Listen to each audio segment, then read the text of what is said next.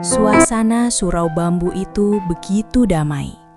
Lampu teplok yang menggantung di tiang kayu bergoyang pelan tertiup angin malam, menciptakan bayang-bayang panjang di lantai papan. Kami baru saja selesai melaksanakan sholat maghrib berjamaah. Sebagai seorang mu'alaf yang baru mengenal gerakan sholat, aku masih sering kaku. Namun, setiap kali keningku menyentuh lantai sujud, ada rasa dingin yang menjalar menenangkan kepalaku yang sering pening mencoba mengingat masa lalu. Usai dikir, Aishi mengambil Al-Quran tua dari rak.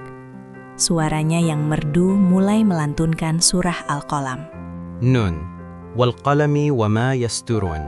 Aku duduk bersimpuh di samping Abah, mendengarkan lantunan itu sambil memejamkan mata. Tiba-tiba, aku merasakan hawa sejuk mendekat. Brio, makhluk mungil bercahaya itu berputar-putar mengelilingiku, lalu dengan lembut mencium pipiku. Rasanya seperti disapu angin surga. Aku tersenyum malu, membuka mata, dan mendapati Abah sedang menatap interaksi tak kasat mata itu dengan senyum teduh. Beliau melihatnya. Nak Korin, boleh Abah bertanya? Suara Abah memecah keheningan, lembut namun penuh wibawa. Brio berhenti melayang. Dia mengangguk taksim pada Abah dan tersenyum hormat. Tolong ceritakan kejadian yang sebenarnya tentang Mbak Ayu ini. Siapa dia sebenarnya? Dan beban apa yang sedang dipikul jiwanya? Aishi seketika berhenti melantunkan ayat suci. Dia menutup Al-Quran perlahan, memutar tubuhnya menghadap kami. Wajahnya penuh rasa ingin tahu, matanya bergerak-gerak antara Abah, aku dan ruang kosong di depanku yang tak bisa dilihatnya. Brio menarik napas panjang, lalu mulai bercerita dengan suara cemprengnya yang berubah menjadi nada serius dan sedih. Abah, mamiku ini namanya Sheila. Dia bukan perempuan desa. Dia putri konglomerat dari Jakarta. Seorang CEO yang biasa hidup di gedung tinggi. Abah mengangguk-angguk, menyimak seolah sedang mendengarkan laporan penting. Dia datang ke kampung Temu Kerap untuk menemui calon mertuanya, mencari restu. Tapi, ada tragedi hati yang membuatnya lari dari rumah Mas Al, lelaki yang dicintainya namun mengecewakannya. Mami lari dalam keadaan hancur, Abah. Brio menatapku iba. Di tengah pelarian itu, Mami bertemu orang jahat yang ingin menodainya. Mami membela diri sekuat tenaga demi kehormatannya. Dan, qadarullah, orang jahat itu meninggal karena kecelakaan saat Mami melawan. Mami jadi tersangka pembunuhan. Aishi menutup mulutnya dengan tangan, matanya membelalak menatapku.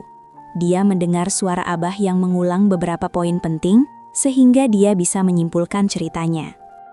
Lalu, Mami bertemu Mas Sunyi, seorang pria bisu yang soleh yang menjaga Mami seperti berlian. Sunyi rela pasang badan, rela dipenjara demi Mami. Tapi bukti mengarah ke Mami. Saat mereka dibawa mobil polisi, mobil itu tergelincir masuk jurang. Dan sampailah Mami di sini. Ditemukan Abah di sungai. Allah mengambil ingatannya sementara waktu. Cerita itu mengalir begitu detail. Nama-nama tempat, nama orang, urutan kejadian. Namun bagiku, rasanya seperti mendengarkan dongeng tentang orang lain. Sheila, gumamku lirih, mengeja nama yang disebut Brio. Itu namaku. Aku menatap kedua telapak tanganku yang kini kasar karena sering membantu Aishi menjemur padi. CEO? Pembunuh? Pelarian? Kepalaku berdenyut nyeri. Tidak ada satupun kepingan gambar yang muncul. Justru, rasa asing yang menyergap. Bagaimana mungkin aku yang sekarang merasa begitu tenang di surau kecil ini, dulunya adalah wanita kota yang terlibat kasus pembunuhan? Abah, Suaraku bergetar. Aku tidak ingat apa-apa. Cerita Brio terdengar mengerikan. Apa benar aku pembunuh? Kalau benar, kenapa Allah menyelamatkan aku? Kenapa tidak biarkan aku mati saja di jurang itu? Air mataku menetes di atas mukena. Rasa bersalah muncul untuk dosa yang bahkan tidak kuingat. Abah menghela napas panjang, lalu mengelus kepalaku dengan kasih sayang seorang ayah. Nduk Sila, atau Mbak Ayu. Ucap Abah tenang. Dengarkan Abah, dalam Islam tidak ada kejadian yang sia-sia. Daun jatuh saja atas izin Allah, apalagi jatuhnya mobilmu ke jurang. Abah menatap Brio sejenak, lalu kembali menatapku. Allah mengambil ingatanmu, itu bukan hukuman. Itu adalah cara Allah membersihkan hatimu. Tazkiyatun nafs. Mungkin, Sheila yang dulu terlalu sibuk dengan dunia, terlalu sakit karena cinta manusia, atau terlalu sombong dengan jabatannya. Abah menunjuk dada kiriku. Allah ingin kamu menjadi kosong dulu, seperti gelas yang kotor, harus ditumpahkan dulu isinya, dicuci bersih, baru bisa diisi air zam-zam yang suci. Sekarang, kamu kosong. Kamu belajar sholat tanpa beban masa lalu, kamu belajar hidup sederhana tanpa kesombongan harta. Aisy yang sedari tadi diam, memberanikan diri bertanya. Jadi Mbak Ayu ini buronan polisi, Bah. Kita harus lapor. Abah menoleh tajam pada Aish. Aisy, siapa yang menolong orang yang sedang sabilillah, berjuang di jalan Allah untuk memperbaiki diri, maka Allah akan menolongnya di hari kiamat. Biarkan hukum dunia berjalan dengan takdirnya nanti. Tugas kita sekarang adalah merawat jiwanya yang sedang Allah titipkan di sini. Aisyah menunduk lalu. Nggih, Pak, pangapunten. Abah kembali menatapku.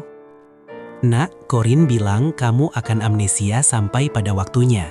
Itu artinya Allah sedang memberimu waktu jeda. Istirahatlah, Nduk. Nikmati masa-masa menjadi Cah Ayu ini. Perbaiki sholatmu, dalami Islammu. Nanti, jika Allah merasa hatimu sudah cukup kuat menanggung beban masa lalu, ingatan itu pasti dikembalikan. Tapi aku takut, Bah. Aku takut kalau ingatan itu kembali, aku akan menjadi orang jahat lagi. Isakku. Tidak. Potong Brio cepat. Dia terbang dan memeluk leherku. Mami yang sekarang sudah beda. Mami sudah punya cahaya wudhu. Mami sudah punya Allah di hati.